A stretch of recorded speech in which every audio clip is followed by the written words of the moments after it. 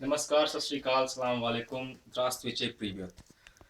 मैं बाजीराव सिंघम कैमरामैन दीपक चौरसिया के साथ पहुंच चुके हैं सिम्फेरोपोल यूक्रेन में। जैसा कि हम जानते हैं हमारे देश अपने भारत में इलेक्शंस शुरू हो चुके हैं और उसी विषय को लेकर आज हम चर्चा करने वाले हैं। सबसे पहले मैं जानना चाहूँगा हमारे युवा विशेषज्ञ अनुभव अग्रवाल की राय इस चीज़ को लेकर क्या है। सलाम। सलाम। प्रिवियत रास्तविच, मैं अनुभव अग्रवाल भिलाई से भारत का रहने वाला हूँ। भारत की बात सुनाता हूँ।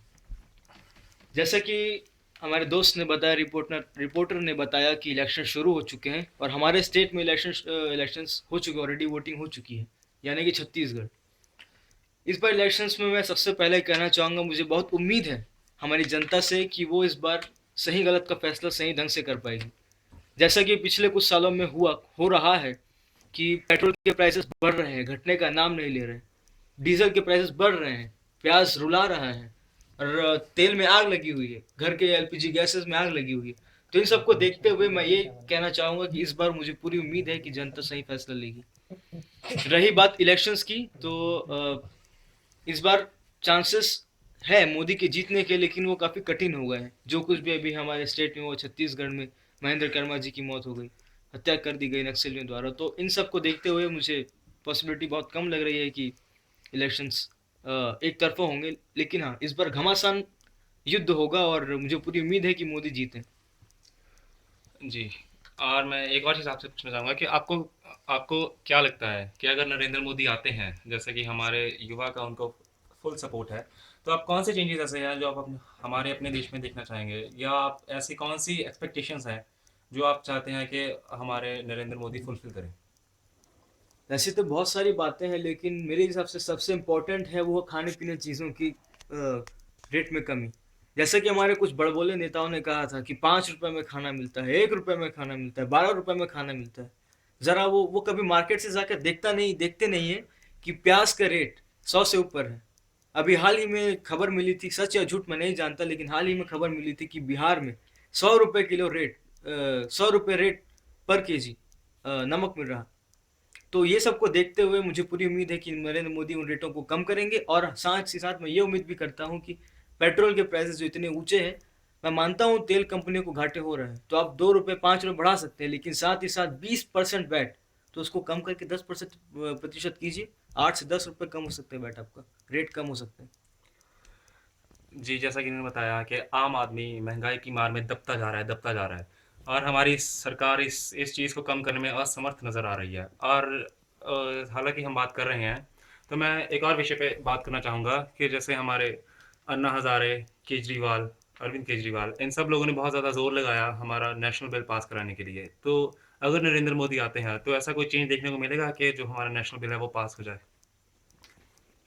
सबसे पहले मैं अन्ना हजारे जी के बारे में बात करना चाहूँगा। वो बहुत नेक इंसान है, लेकिन उनके जो जो कुछ भी उन्होंने किया बिल पास कराने के लिए, वो शायद सफिशिएंट नहीं था। वो शायद अ, इसके लिए ज़रूरी ये होता कि जैसे कि हम जानते हैं भ्रष्टाचार इतना बढ़ गया हमारे देश में, तो सीधे बातों से मांगने से कुछ मिलता नहीं है यहाँ पे। जी जी जी जी।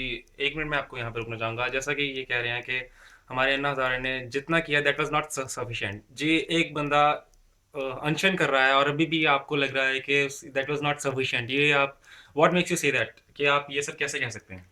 अन्ना हजारे ने कोशिश बहुत अच्छी की, लेकिन उनके अपने ही लोग, जैसे कि सबसे पहला नाम अरविंद केजरीवाल, उन्होंने एक नई पार्टी बना दी उनके मतों के खिलाफ, उनकी मर्जी के खिलाफ। तो ये सबसे वीक पॉइंट था उनका।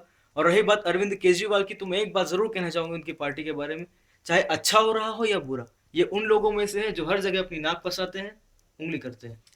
जी, जैसा कि उन्होंने कहा कि जो मेन कमी रही अन्ना हज़ारे के मिशन में वो अरविंद केजरीवाल के, उनके अपने ही घर का आदमी अगर ये सब कर रहा है तो हम ये उम्मीद नहीं कर सकते कि कोई ऐसा बड़ा मूवमेंट आए, मास मूवमेंट आए। वेल, ये तो बात थी हमारे उच्च कोटि के हाउ से विशेषज्ञ, राइट। और अब मैं अपनी राय जानना चाहूँगा हमारे एक दूसरे विशेषज्ञ आशीष साहू, जो छत्तीसगढ़ से ही हैं, ठुल्ले। नमो नमः। धन्यवाद। जैसे कि आप सब जानते हैं कि हम एकत्रित हुए हैं कि सब विषय में बात करने की, आने वाले इलेक्शन में होना क्या है। जैसे कि हम जानते हैं, हमारे मेन बात यह है कि नरेंद्र मोदी के ऊपर। जैसे कि मेरे दोस्त अनुभव अग्रवाल ने बताया कि कैसे महंगाई कैसे बढ़ रही है, किस वजह से बढ़ रही है। तो मैं बात करना चाहता हूँ ब्लैक मनी, जिसको हम काला धन भी बोला जाता है भारत में। इस सर्वे के हिसाब से हम देखा गया है कि भारत में काला धन बहुत ही ज़्यादा है। जैसे कि हम आपको दिखाते हैं, हम आपको विकिपीडिया में दिखाते हैं, जो नेट में दिखाया गया है। ब्लैक मनी जो कि अभी तक 2012 में पाया गया है 1,01.4 ट्रिलियन यूएस जी डॉलर। जी, जैसा कि आप देख सकते हैं कि अगर अगर हम यहाँ पे शून्य गिनने लगे तो हो सकता है कि हमें शाम हो जाए। ये कोई फिक्शनल स्टोरी नहीं है, कोई रूमर्स नहीं है, ये डाटा है जो हमें नेट से मिलता है। ये बहुत ही अपडेटेड डाटा है और ये है सिर्फ 2012 तक। उसके बाद जो ये 10-11 महीनों में क्या ऐड हुआ है, हमें इस चीज़ की कोई जानकारी नहीं है। जैसे कि हम देख रहे हैं यहाँ पे ग्राफ धीरे धीरे बढ़ते जा रहा है। कृपया आप मोबाइल इधर दिखाइए, देखिए, देख सकते हैं कि ये टोटल 8,78,000 करोड़ है इंडियन रुपीज़ में, जो कि 1.4 ट्रिलियन है। देख रहे हैं धीरे धीरे ग्राफ बढ़ते जा रहा है। और ये माना जाता है कि हर साल स्विस बैंक में इससे ज़्यादा पैसा जमा होता है, और इसका टैक्स लेते हैं स्विस बैंक 2.0 बिलियन हर साल लिया जाता है। जैसा कि हम देख सकते हैं, उसके बाद हम ये दिखाना चाहते हैं कि पर आदमी को हर साल कितना नुकसान होता है।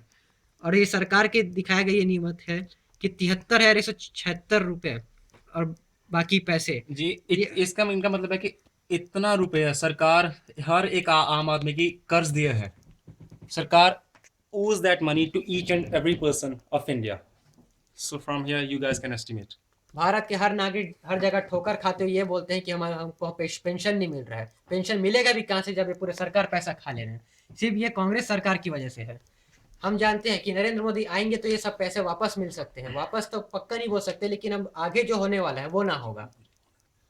जी, यहाँ पे आशीष साहू भी इसी मुद्दे को लेकर बात कर रहे हैं कि नरेंद्र मोदी, हमारी युवा की मांग है अब नरेंद्र मोदी। और मैं इनसे भी वही क्वेश्चन पूछना चाहूँगा कि अगर नरेंद्र मोदी आते हैं तो इनको क्या लगता है कि क्या जो ये हमारा नेशनल बिल पास होने का इतना बड़ा मास मूवमेंट अन्ना हजारे और अरविंद केजरीवाल ने चलाया था, क्या वो फिर से वो जो मूवमेंट है वो फिर से चल पाएगी? क्या ये बिल पास हो पाएगा? आइए जानते हैं। हाँ, ये क्यों नहीं हो सकता। जैसे कि आप जानते हैं, अभी सब अन्ना हजारे ने अनशन किया था, इसी के लिए किया था कि ताकि हमारा बिल पास हो, हमारे काला धन वहाँ जाना रुके। जैसे कि हम जानते हैं बाबा रामदेव भी सब में साथ दिए थे। ऐसे कि हम जानते हैं, अगर बाकी सब युवा पीढ़ी और बाकी सब नागरिक इस समय मिल के काम करें तो पक्का एक ना एक दिन हमारा काला धंधा वहाँ जाना रुक जाएगा। और जैसे कि देखिए, इतना करोड़ रुपए जो पिछले कांग्रेस की वजह से कितने कितने सालों में कांग्रेस ने लुटाए हैं। अब मैं चाहता हूँ कि नरेंद्र मोदी आए और एक काले धंधा जो हो रहे हैं उसको रोके। जी जी, बहुत बहुत शुक्रिया आशीष साहू। धन्यवाद। और जैसा कि इन्होंने बताया, ये बहुत ही करंट और यूज़फुल डाटा था, जो कोई भी फिक्शन नहीं था, जो किसी की मनगढ़ंत कहानियाँ नहीं थी। हमने आपको प्रूफ भी दिखाया पूरा वेब पे, ये जो डाटा इन लोगों ने कलेक्ट किया है अपनी मेहनत से। और अब ऐसे ही इसी मुद्दे को लेकर मैं हमारे एक और संवाददाता से बात करना चाहूँगा, हमारे फार एक्सपीरियंस्ड गाय सम्राट शानू शिवेंदु। आइए जानते हैं उनकी राय क्या है इस समय के इलेक्शंस को लेकर। नमस्कार। सबसे पहले नमस्कार, मैं नमस्ते कहना चाहूँगा नरेंद्र मोदी जी को, जिनके हक में, जिनके सपोर्ट में मैं ये कहने जा रहा हूँ कुछ क्षण। हमारे देश का भी सबसे बड़ा मसला ये है कि सरहदों पे देखा जा रहा है कि वार होने की संभावनाएं दोनों तरफ से, इधर से इंडिया पाकिस्तान के बीच और इधर से इंडिया चाइना के बीच। तो अभी हाल ही में कुछ समय पहले देखा गया था कि कुछ पाकिस्तानी सैनिक हिंदुस्तान की सीमा में घुस के हिंदुस्तानियों की गर्दन काट के ले जाते हैं।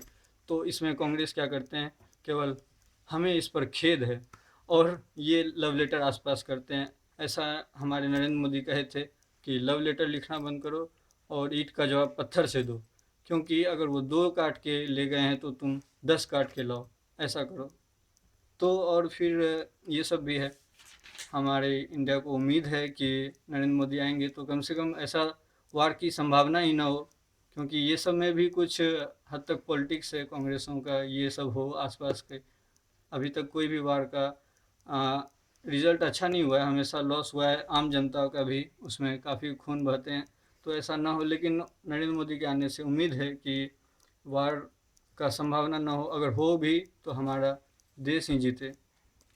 जी, और मैं एक और चीज़ आपसे पूछना चाहूँगा कि आप जो यह बोल रहे हो कि आप नरेंद्र मोदी मोदी को इतना सपोर्ट क्यों कर रहे हो? ऐसी ऐसी ऐसी कौन सी चीज़ है जो जिसने आपको इतना इन्फ्लुएंस किया, इतना इतना इंस्पायर किया है? और आप इस चीज़ को लेकर इतना ज़्यादा श्योर कैसे हैं कि नरेंद्र मोदी आएंगे तो डेफिनेटली हमारे देश में चेंज आएगा? ये आज से नहीं है, ऐसा पुराना डाटा अगर देखें आप नेट पे तो है, मिलेगा आपको कि जब से ये कांग्रेस है, इसकी सत्ता जब से है, जब हमारे इससे पहले वाजपेयी जी का जब सत्ता था तो हमने वो सरहद पर ही इसी तरह से एक बॉर्डर पे मतलब मूवी भी बना है, तो उसमें हमारा जीत हासिल हुई थी। लेकिन उस समय भी इंदिरा गांधी या कांग्रेस की वजह से उनका मत बदल दिया गया था और फिर इन तरह से ही उनका क्या बोलता है उसे, उनका कांग्रेसों की वजह से ही इस तरह से वार की समस्या उत्पन्न हुई है। जी। और जैसे ही, और ये बहुत ही बढ़िया बात है कि हमारे जो यंगस्टर्स हैं उनके बीच में इतनी ज़्यादा अवेयरनेस है हमारे पॉलिटिकल इश्यूज़ को लेके। और मुझे अत्यंत प्रसन्नता भी हो रही है ये चीज़ जान के कि जो हमारे यंगस्टर्स हैं वो इस चीज़ में बहुत ही ज़्यादा इंटरेस्ट ले रहे हैं और अपना जो कीमती समय है वो वो समय वो डिवोट कर रहे हैं, ये जो डाटा है इस चीज़ को कलेक्ट करने के लिए। और एक बार फिर से मैं अपने संवाददाता अनुभव अनुभव अग्रवाल के पास जाना चाहूँगा और उनकी राय जानना चाहूँगा। जैसा कि अभी मेरे मित्र ने बताया कि कारगिल युद्ध के समय वाजपेयी जी की सरकार थी जिन्होंने तुरंत फैसला लिया कि क्या करना है क्या नहीं करना है। तो उसकी मैं कुछ बातें आपको बताना चाहूँगा। उस समय सरकार भाजपा की थी और अपोजिशन में थी कांग्रेस। तो जब वार हुआ, युद्ध हुआ, तो युद्ध में लॉस देख के कांग्रेस ने कहा कि ये सरकार युद्ध की, इसके कारण युद्ध हुआ तो इस सरकार को गिराओ। इस वजह से सरकार गिर गई। लेकिन कोई ये नहीं देखता कि उस समय भारत ने कितना मजबूत फैसला लिया था। इसी युद्ध से रिलेटेड एक बात और है जो है हमारे पूर्व प्रधानमंत्री जी की, जिनका नाम है लाल बहादुर शास्त्री। जी जी जी। लाल बहादुर शास्त्री जी बेहद शक्तिशाली इंसान थे क्योंकि उन्होंने सारे फैसले दृढ़ता के साथ लिए। ऐसा एक फैसला उन्होंने पाकिस्तान के खिलाफ लिया था जब जंग हुई थी तो। और उस समय हालत ये थी कि भारत ने पाकिस्तान को लाहौर तक ढकेल दिया था। आज अगर बीच में अमेरिका, माफ कीजिएगा रशिया रशिया बीच में ना आता तो भारत आज लाहौर भारत का हिस्सा होता। उस समय उनकी हत्या कर दी गई थी रशिया में बुलाकर। तो मैं यही कहना चाहता हूं कि कांग्रेस सरकार ने देश का सिर्फ नुकसान ही किया है और मैं उम्मीद करता हूं कि जनता आंखें खोलेगी और सही इंसान को वोट करेगी। शुक्रिया अनुभव। और since we guys are talking about all that stuff, और मैं चाहता हूँ कि जो अभी घोटाले हुए हैं हमारे कुछ पिछले समय में उसके बारे में हमारे संवाददाता आशीष साहू कुछ बताना चाहेंगे। जी जी, जैसे कि आप सब जानते हैं लालू जी के घोटाले के बारे में, चारा घोटाला जो 2000 करोड़ रुपए के थे। ऐसे कि हम कई घोटाले देख रहे हैं, जैसे कि अभी कुछ 2 साल पहले करीब हम देखे थे कि 2G घोटाला, 3G घोटाला, कोयला के घोटाले, कॉमनवेल्थ गेम में उसके घोटाले। सब इस भारत में हो क्या रहा है? सिर्फ घोटाले ही घोटाले हो रहे हैं। इसी चक्कर में हमारा पैसा पूरा काले धंधे की ओर जा रहा है। जैसे कि हम 2G घोटाले के ऊपर जाते हैं तो देख रहे हैं यहाँ महिला ही है जो घोटाले को प्रेरित कर रही है। महिला, ये रिलायंस कंपनी, ये बहुत बड़े बड़े कंपनी जो घोटाले की ओर जा रहे हैं। और जैसे देखिए हमने 2 साल पहले 2010 में कॉमनवेल्थ गेम सीरीज का आयोजन किया था, जिसमें कि पता चला हमारे संचालक जो कि इसका डिस्कवर किए थे वही खुद घोटाले के अंदर डायरेक्टर जो वही घोटाले किए। उन्होंने पूरे स्टेडियम में गलत गलत चीज़ें लगाए, गलत इस्तेमाल किए, गलत गलत चीज़ें इस्तेमाल की, जिससे स्टेडियम कई बार ढह गए। फिर से उसको रिपेयर किया और इसके वजह से आज तक उस केस को चला जा रहा है, लेकिन उसको अभी तक सजा ना मिला। ऐसे ही चलते जा रहा है। जैसे हमारे नेता लालू प्रसाद यादव, उनके ऊपर भी केस चला जा रहा है लेकिन कभी उनको सजा ना मिला।